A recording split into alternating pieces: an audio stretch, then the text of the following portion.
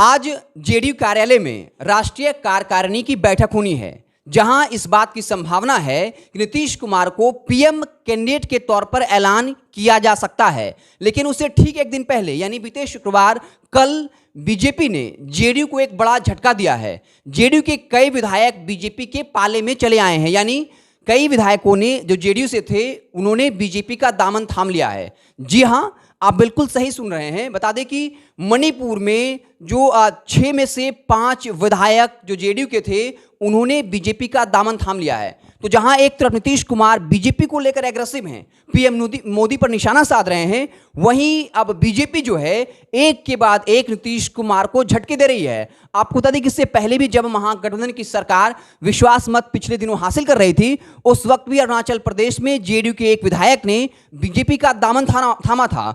और उससे पहले भी लगभग जो है 1 साल होने वाले हैं, अरुणाचल प्रदेश में जो है 6 विधायक जो है वो बीजेपी में चले गए थे। तो लगातार जो है बीजेपी अब एक के बाद एक झटके जेडीयू यानी नीतीश कुमार को दे रही है। जहां एक तरफ कहा जाता है कि ललन सिंह जो है वो हेम्योपैथी से बीजेपी का इलाज कर रहे हैं बिहार में, लेकिन बिहार के बाहर चाहे वो अरुणाचल प्रदेश हो, और उसके बाद अब मणिपुर में 6 में से 5 विधायक जो हैं उन्होंने बीजेपी का दामन थाम लिया है। बता दें कि जेडीयू कार्यालय में कल प्रदेश कार्य समिति की बैठक थी और आज राष्ट्रीय कार्यकारिणी की बैठक है। तमाम जेडीयू के बड़े बड़े नेता आ रहे हैं।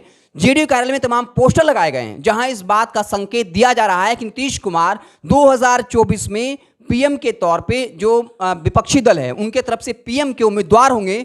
लेकिन बीजेपी इस बात को भली भांति जानती है कि अगर बिहार में बीजेपी कुछ ज़्यादा नहीं कर पाती है, नीतीश कुमार और तेज यादव मजबूत होते हैं, तब इसका खामियाजा जो है वो पीएम मोदी को उठाना पड़ सकता है। क्योंकि बिहार में लोकसभा की 40 सीटें हैं और अगर बिहार में विपक्षी पार्टियां एकजुट होती हैं तो उत्तर प्रदेश में भी इसका अच्छा खासा असर दिखेगा। और कहा जाता है कि उत्तर प्रदेश से ही जो है वो दिल्ली की सत्ता का निर्धारण होता है। इसलिए बीजेपी इस बातों को काफ़ी सीरियसली ले रही है। जब महागठबंधन की सरकार विश्वास मत हासिल कर रही थी, उस वक्त अरुणाचल प्रदेश में जो एकमात्र विधायक बचे थे उनको जो है बीजेपी ने अपने पाले में कर लिया। उससे पहले भी आपको याद होगा अरुणाचल प्रदेश के कई विधायकों ने को जो है बीजेपी ने अपने पक्ष में कर लिया था। तो आज राष्ट्रीय कार्यकारिणी की बैठक होनी है। तमाम दिग्गज नेता जेडीयू से आ जाएंगे और इसको लेकर अब राजनीतिक कोहराम मचना तय है, राजनीतिक गहमागहमी मचना तय है, क्योंकि बीजेपी ने वाकई में नीतीश कुमार को एक बड़ा झटका दिया है।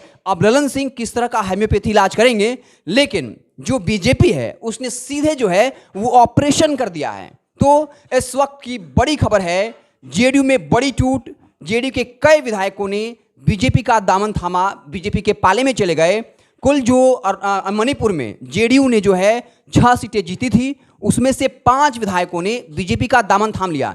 और ये नीतीश कुमार के बाद सीधे तौर पे ललन सिंह को चुनौती है, क्योंकि ललन सिंह लगातार ये दावा कर रहे थे कि जेडीयू जो है एक ऐसी पार्टी है जिसका जनाधार जो है वो बिहार से बाहर है। जो पूर्वांचल का इलाका है वहाँ जेडीयू की बेहतर पैठ थी, लेकिन बीजेपी ने जो है एक करारा झटका दिया है, एक करारा सेटबैक दिया है। अब देखने वाली बात होगी कि जेडीयू जो है इस पर क्या कुछ प्रतिक्रिया देती है। आज राष्ट्रीय कार्यकारिणी की बैठक होनी है, हम वहाँ मौजूद होंगे। जो भी अपडेट होगा हम उससे आपको लगातार इत्तला करते रहेंगे। आप देखते रहे लॉजिकल समाचार। बहुत बहुत धन्यवाद।